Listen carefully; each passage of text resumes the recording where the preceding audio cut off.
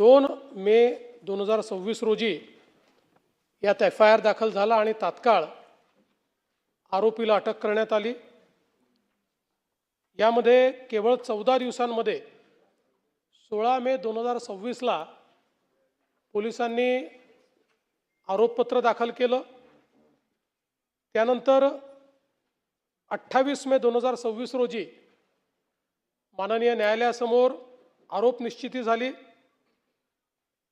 26 मे 2026 ला पहिली साक्ष नोंदवण्यात आली आणि केवळ 16 दिवसांमध्ये 55 साक्षीदार यांची तपासणी, उलट तपासणी या सगळ्या गोष्टी करण्यात आल्या।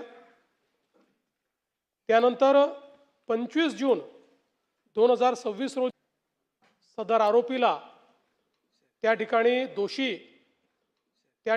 दोषी म्हणून जाहीर केलं। म्हणजे जवळपास घटना घडल्यानंतर 55व्या दिवशी न्यायालयाने त्याला दोषी ठरवलं आणि त्यानंतर 29 जून म्हणजे आज आरोपीला तिहेरी फाशीची शिक्षा ही न्यायालयाने दिलेली आहे।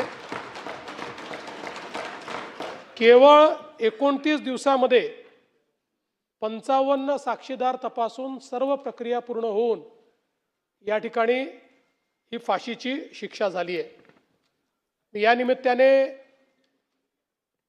न्यायालयाचे विशेष आभार मानतो। याचं कारण चार्जशीट दाखल करेपर्यंत टाइमलाईन ही पोलिसांच्या हातात असते, पण त्यानंतर ती मुख्यत्वे करून न्यायालयाच्या हातात असते। या प्रकरणामध्ये न्यायमूर्ती SR साळुंखे यांचे मी विशेष आभार मानतो की त्यांनी आपल्या सुट्ट्या देखील रद्द केल्या आणि कंटिन्युअस सुनावणी या विषयाची घेतली। खरं म्हणजे अशा प्रकारच्या नराधमांवर आपल्याला जर कारवाई करायची असेल आणि त्याचा जरब बसवायचा असेल तर वेळेत न्याय मिळणं हे अत्यंत गरजेचं आहे। आणि निश्चितपणे मला असं वाटतं की या संदर्भात न्यायालयाने स्वतः एक नवीन उदाहरण हे आपल्या पुढे मांडलेलं आहे। मी पुणे ग्रामीणचे SP संदीप सिंग गिल आणि त्यांच्या अधीनस्थ जेवढे अधिकारी यामध्ये काम करत होते, कर्मचारी काम करत होते, त्यांचे अभिनंदन करीन, कारण त्यांनी अतिशय चांगल्या पद्धतीनं पुरावा जमा केला आणि सगळे पुरावे योग्य पद्धतीनं त्या ठिकाणी ॲप्रिशिएट झाले। त्यामुळे फाशी देण्याकरता case has to be proven beyond doubt, त्या पद्धतीनं बियॉन्ड डाऊट या ठिकाणी या सगळ्या पुराव्यांच्या आधारावर आपण ती केस प्रूव्ह करू शकलो। विशेष सरकारी वकील श्री अजय मिसर यांनी देखील अतिशय चांगल्या पद्धतीनं या केसमध्ये कारवाई केली आणि त्यातून एक नवीन बेंचमार्क तयार झालेला आहे। खरं म्हणजे अशा घटना घटू नये हीच आपली प्रत्येकाची इच्छा आहे, पण दुर्दैवाने समाजामध्ये ज्या प्रवृत्ती आहेत त्या प्रवृत्ती कधी ना कधी डोकं वर काढतात। त्यामुळे आता या केसमुळे आपल्याला एक अनुभव आलेला आहे की जर वेगाने काम करायचं ठरवलं तर अशा नराधमांना अगदी कमीत कमी वेळेमध्ये म्हणजे 2 महिन्याच्या आत 59 दिवसांमध्ये देखील फाशीपर्यंत पोहोचवता येतं।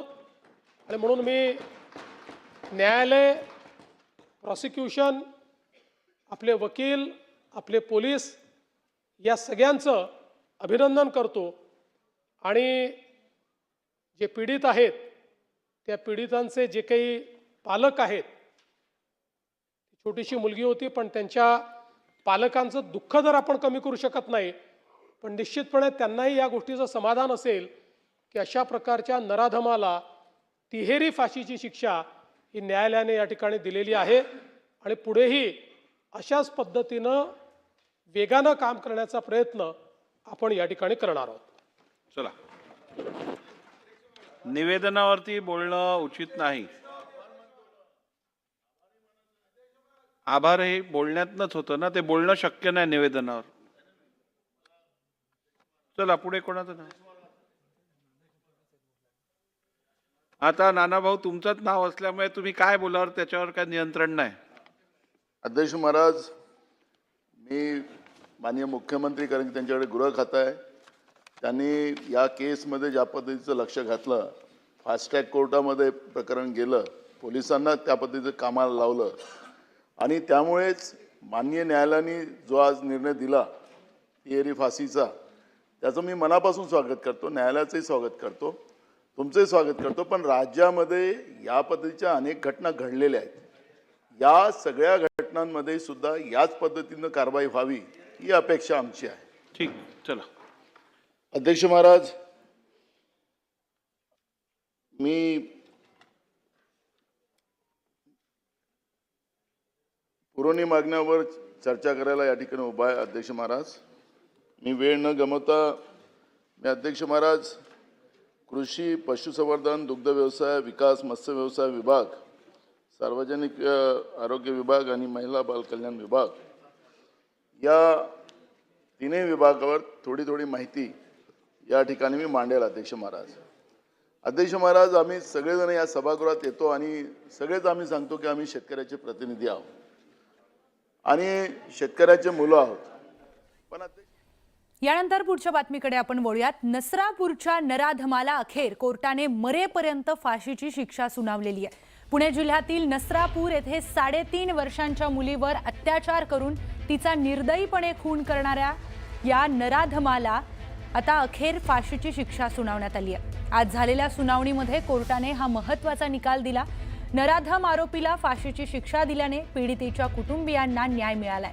दरम्यान पुणे सेशन कोर्टाने हा अत्यंत महत्त्वाचा निकाल दिला. अंतिम निकाल वाचण्यावेळी आरोपीला फाशीची शिक्षा ही अपुरी असल्याचं कोर्टाने यावेळी म्हटलंय. त्याचबरोबर आरोपी फाशीच्या शिक्षेस पात्र आहे. हा खटला दुर्मिळातला दुर्मिळ खटला आहे असंही महत्त्वाचं निरीक्षण कोर्टाने नोंदवलंय.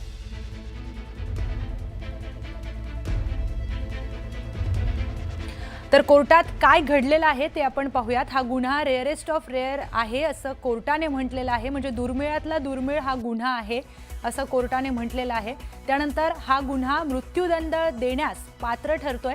जेव्हा गुन्हा दुर्मिळातला दुर्मिळ असतो तेव्हा तो मृत्यूदंड देण्यास पात्र असतो.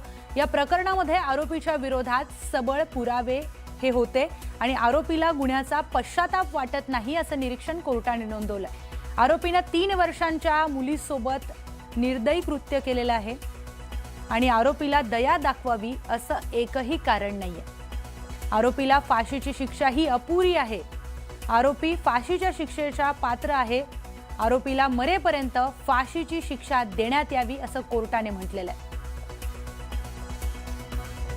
तर हा गुन्हा रेअरेस्ट ऑफ रेअर आहे असं कोर्टाने निरीक्षण नोंदवताना म्हटलेलं आहे. न्यायाधीश SR साळुंखे यांनी हे म्हटलंय. ज्या आमच्या सरकारकडनं अपेक्षा होत्या त्या नक्कीच पूर्णत्वास आल्या आहेत. पण अजून समाधान तेव्हाच होईल की जेव्हा या फाशीची अंमलबजावणी होईल, तेव्हा अजून समाधान नसेल. मी पहिल्या दिवसापासून खरं तर सरकारला, पोलीस प्रशासनाचं देखील कौतुक करत होता आणि जे सगळा तपास जो आहे ते त्याच्याबद्दल तुम्हाला काय मत मांडायचं? सगळा तपास झाला, न्यायालयीन प्रक्रिया झाली. मी पहिल्या दिवसापासूनच सांगतोय, आपले संदीप गिल सर असतील, SP सर असतील, आपला इन्व्हेस्टिगेशन ऑफिसर विजयमाला पवार असतील आणि त्यांची सगळी टीम असेल, त्यांनी उत्तम प्रकारे अगदी अपेक्षेप्रमाणे खूप चांगला सहकार्य केलेलं आहे आणि त्याचा रिझल्ट आपल्याला दिसतोय. फाशीची शिक्षा झालेली आहे, महत्वाचे होते. वरच्या कोर्टामध्ये देखील हे टिकू शकतात असं वाटतं? नक्कीच टिकतील आणि नक्कीच विश्वास आहे की पुढे सगळं जसं आपल्याला अपेक्षेप्रमाणे तसंच नक्की होईल. न्यायालयाने टपाल मंत्र्यांनी सांगितलेलं न्यायालयाने 2 तारखेला जे आपण मुख्यमंत्र्यांनी आश्वासन दिलं होतं ते पूर्णत्वास येताना दिसतंय.